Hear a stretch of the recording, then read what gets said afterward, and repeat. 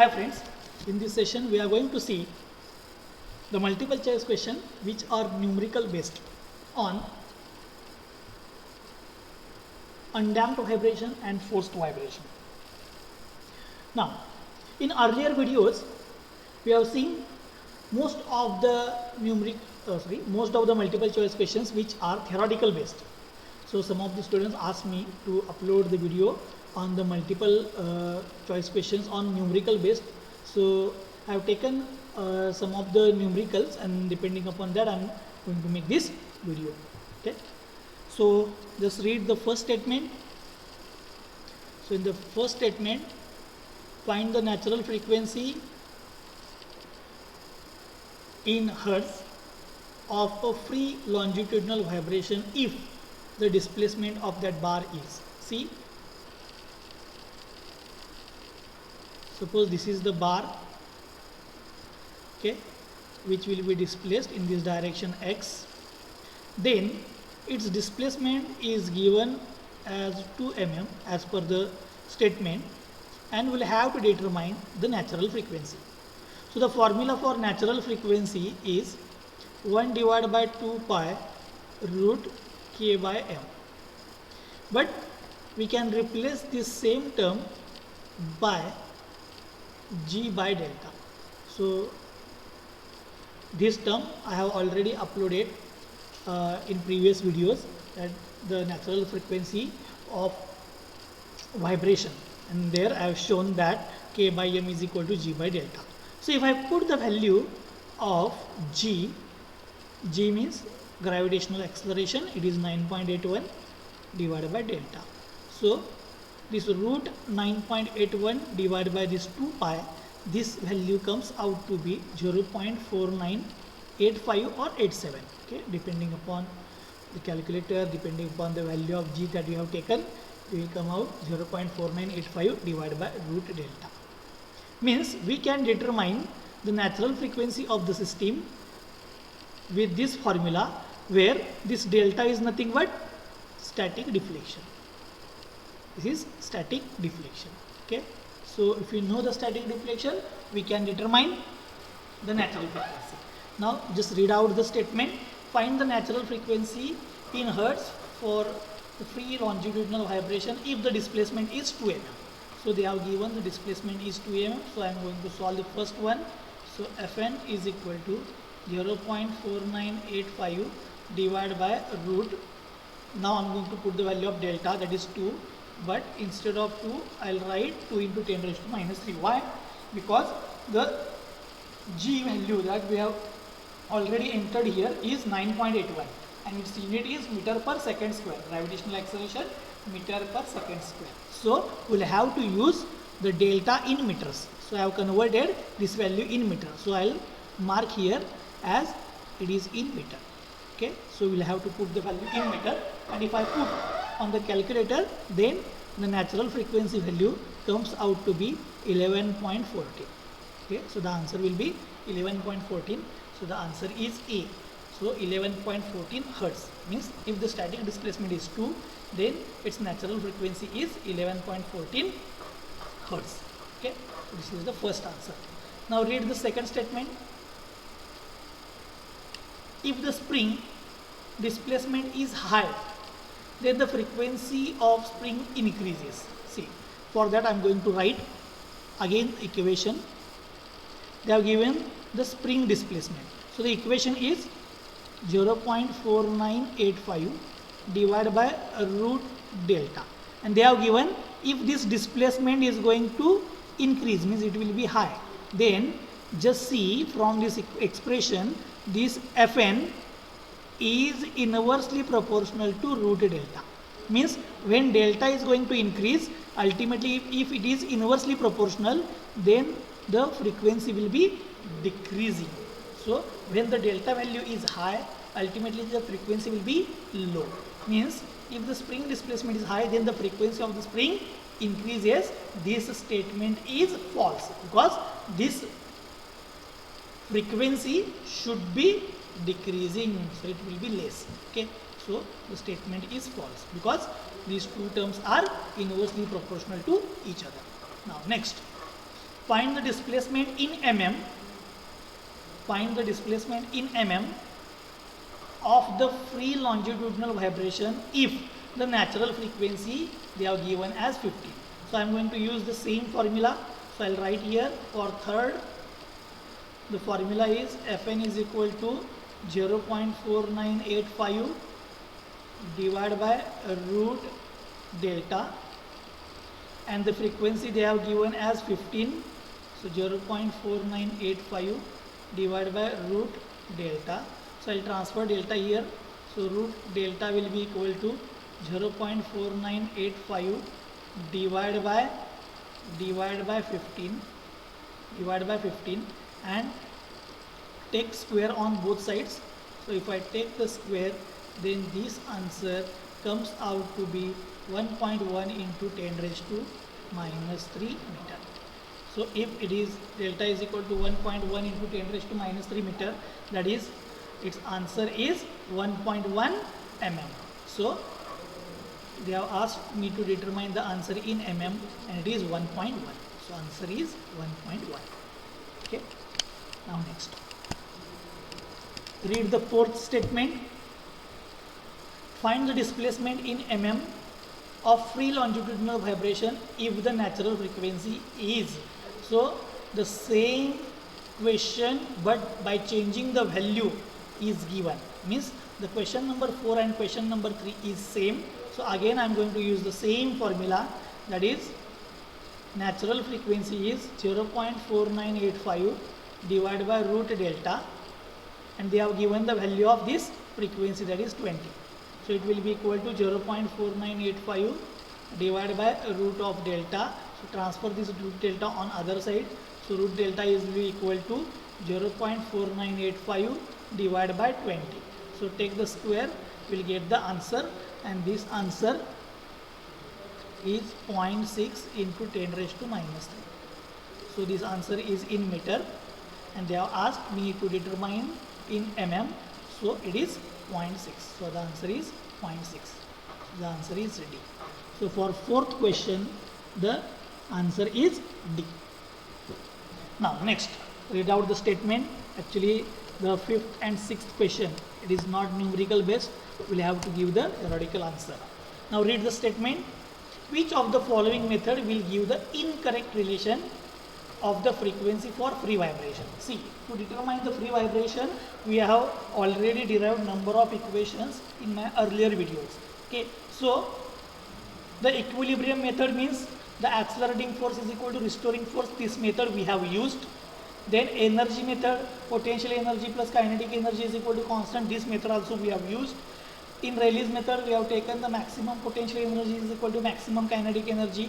So we have used this Klein's construction method that we have used in theory of machines, where we have determined the velocity and acceleration of any mechanism by graphical method. Means this method gives the velocity and acceleration. So it is not going to provide us the natural frequency. Means the first three methods are useful to determine the natural frequency of free vibration, but Klein's construction is not used. So the answer is D. Means this method is incorrect to determine natural frequency. Okay, the Klein's construction method we have used in theory of machines to determine velocity and acceleration. Now next, read the statement number 6. The static deflection and frequency are independent of each other. Okay, so just see this formula, whatever the formula that we have derived here. See, natural frequency and static deflection, they are inversely proportional. As they are inversely proportional, means these two terms are depend on each other, but here they have given that they are independent, means this statement is false. They are dependent and they are inversely proportional. Okay. Now, next, read the statement 7. So we will solve this seventh one. To solve this seventh one, see what they have given. A cantilever shaft having 50 mm diameter. I will write here. So we are solving 7. So they have given diameter as 50 mm. They have given the length as 300 mm. they have given the mass 100 kg. The Young's modulus of this material is 200 giganewton per meter square. Calculate the natural longitudinal frequency. So here we'll have to determine the frequency, and to determine this frequency they have given the sum of the terms, that is diameter, length, mass, modulus of elasticity. So I will take you to the strength of materials, where in simple stresses and strains we have seen the Hooke's law. Hooke's law means stress is directly proportional to strain. If I remove this proportionality, then here the proportionality constant is modulus of elasticity into strain.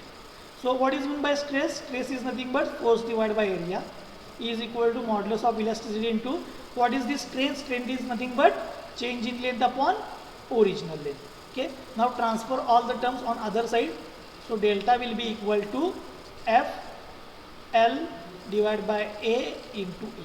Means we can determine the static deflection by this formula FL divided by AE. Sometimes some students they have called this as WL by A. F means force, W means also force. So the terms whatever they have given, they are very much similar to this one. So I am going to determine the delta value by using this formula. So just put the force is 100 into 9.81. See, we know the mass, we'll have to convert it to weight. So multiply by G 9.81. So it will be force into length is 300. So as we have here the value of G in 9.81, that is meter per second square. So use the value of length in meter. So I will convert into meter. So it will be 0.3 meter divided by area pi by 4 into d square. Diameter is 0.05 meter. So pi by 4 d square into modulus of elasticity. So take the modulus of elasticity in Newton per meter square, because all the values that we have considered are in meter. So it will be 200 into 10 raised to 9. Now if I solve this, then I will get the static deflection value. So after solving, we will get the static deflection, and it is 0.751 into 10 raised to minus 3 meter. Okay, so this is the value of static deflection. And if I put into the formula of natural frequency, the natural frequency is nothing but 1 divided by 2 pi, sorry, I will take the modified. Modified is 0.4985 divided by root of delta. Just put this value of delta here and calculate, you will get the natural frequency.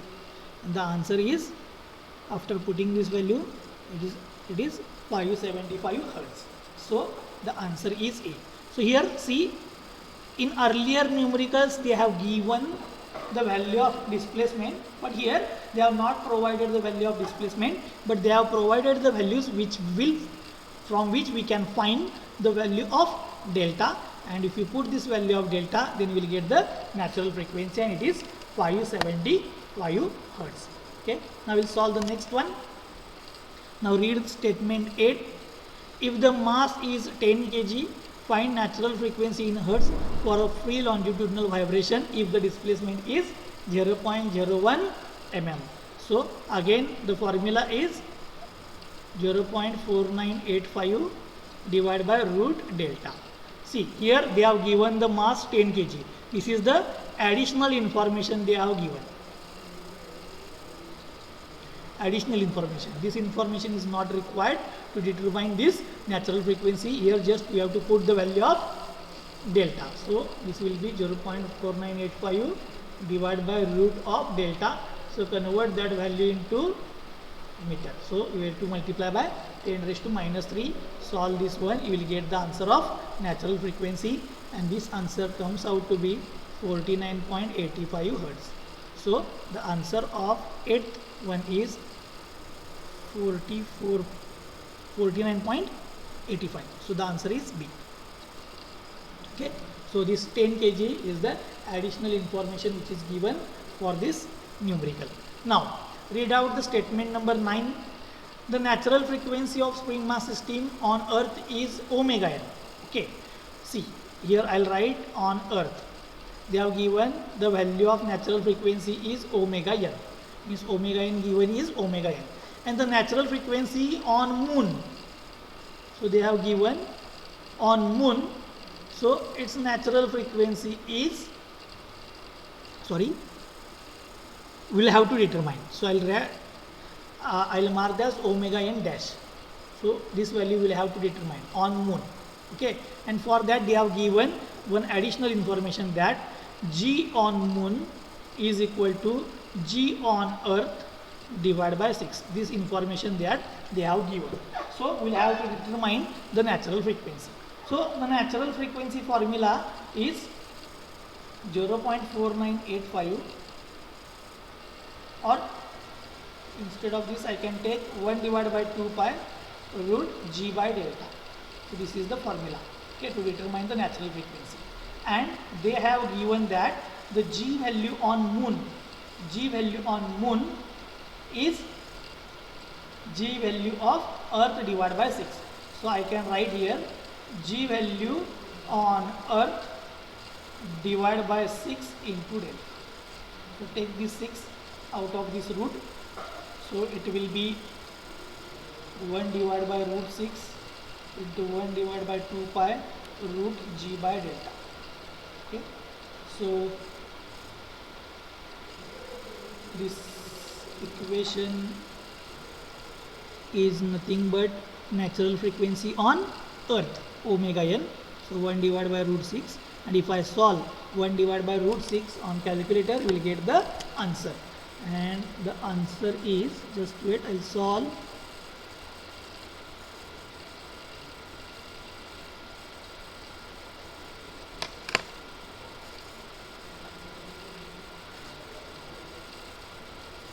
Just wait, I'm solving.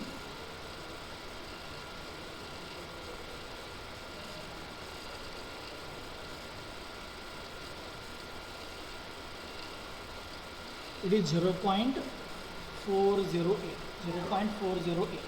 So the answer is 0.408 omega n. So the omega n dash means on moon the natural frequency will be 0.408 times of natural frequency on earth. Okay, so the answer is 0.408 omega n. Okay, so the answer is B. Now read the next statement, the 10th one. Okay, we'll solve the 10th one. A vehicle suspension system consists of spring and damper. The stiffness, they have given the value of K 3.6 kilonewton per meter, means 3.6 into 10 raised to 3 Newton per meter. They have given the value of K. The damping constant for the damper is, means they have given the value of C, it is 400 Newton second per meter. If the mass is 50, they have also given the value of mass, which is 50. Then the damping factor and damped natural frequency respectively. They have asked to determine the damping factor. So zeta will be equal to, so this is my first answer, 2m omega n. So this is my first answer. So 2m omega n is nothing but root k by m. So put the value of mass 50 into 3.6 into 10 raised to 3 divided by 50. If I solve, I will get the value of zeta. So wait, I will solve this one. The value of zeta is 0.471. So just check. Yes, they have given 0.471 in A and B. So we will have to determine the second value. The second value is damped frequency, damped natural frequency. So how to determine this damped natural frequency? So FD will be equal to 1 by 2 pi root k by m. Instead of root k by m, I am going to write here omega d. So this formula will be modified, 1 divided by 2 pi into omega d. Now what is the value of omega d? Omega d is nothing but root 1 minus zeta square omega m. Now we will require the value of zeta, which is 0.471. So I'll put here 1 by 2 pi into root 1 minus 0.471 square into omega n. Omega n is nothing but root k by m. K is 3.6 into 10 raised to 3 divided by m is 50. So if I solve this, I'll get the damped natural frequency. So the damped natural frequency to solving it comes out to be 1.19. So zeta is 0.471 and FD is 1.19. So the answer is A. See, I'm going to repeat this one. See, they have given the value of K, given the value of C and M. So zeta is 2m omega n. You will directly get the value of zeta. They have also asked damped natural frequency. So natural frequency is 1 by 2 pi root k by m, and root k by m is nothing but omega n. But this system is damped, so instead of omega n, here I have written omega d. This is the formula of omega n, so I have written omega d. And what is omega d? Root 1 minus zeta square omega n. So if I put the values, I'll get the answer. Okay, so this is the 10th one. Now next read the statement. 11th one. A cantilever shaft having 50 mm diameter and length 300 mm has a disc of mass 100 kg at free end. So they have given a cantilever shaft. So I am solving 11th one. They have given this cantilever shaft having the disc at other end. Here they have disc of 100 kg. Okay, so for this particular thing, they have asked to determine the frequency. So again I am going to use the formula Fn is equal to 0.4985 divided by root delta. Why this formula I am going to use? Because I know if the load is applied, then this will be my displacement, and I can determine this displacement for cantilever. The displacement at free end, that you can take from the formula WL cube divided by 3EI, and this one you have learned in the deflection topic. Okay, so if you know the value of delta, directly you can determine the Fn. So here I'll put all the values. So W means force, it is nothing but 100 into 9.81.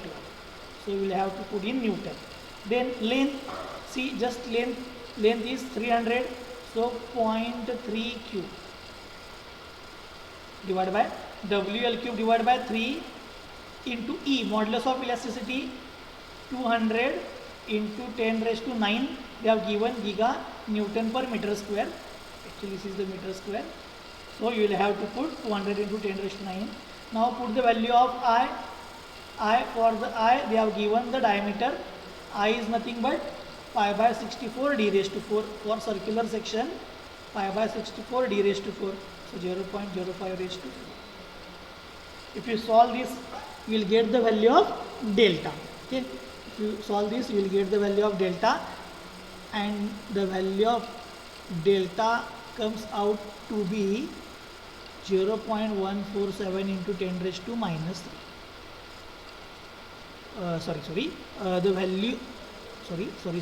So if you put this delta here, then the frequency comes out to be 0.147. This will be the natural frequency. The answer of this particular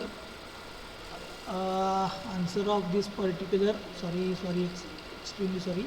Yes, the delta value is 0.147 into 10 raised to minus 3. If I put here, then answer comes out to be 41. Okay, sorry, there is calculation mistake from my side. So if I put all these values, then the delta will be this one. If I put the delta value here, then the natural frequency will be 41. So the answer is D. Okay, this is the 11th one. Now see the next one. A cantilever shaft 50 mm diameter, all the values they have given same, and they have asked to determine the static deflection. So we have already determined the static deflection in 11 number. Both the questions are same. Here they have asked to determine the frequency, here they have asked to determine the static deflection, and we have calculated the static deflection here. See here, this is nothing but the answer for 12th. So static deflection is 0.147. So the answer is 147. Here we have calculated in meter, and if it is in mm, 0.147. So 0.147. Okay. Now the 13th one, the last question for this session. Increasing mass will result in lower frequency. It is true or false? So write the formula for frequency. It is 1 divided by 2 pi root k by m. See here I am not taken the value of g or delta because they have asked me about the mass. So I have taken the formula in terms of mass. Okay. So the natural frequency is inversely proportional to root of mass. Now when the mass will increase, natural frequency will decrease, or when the mass will decrease, natural frequency will increase. So increasing mass will result in lower frequency. Yes, when the mass will be increased, the frequency will be decreased. So it is true. So the statement that they have given is true. Okay.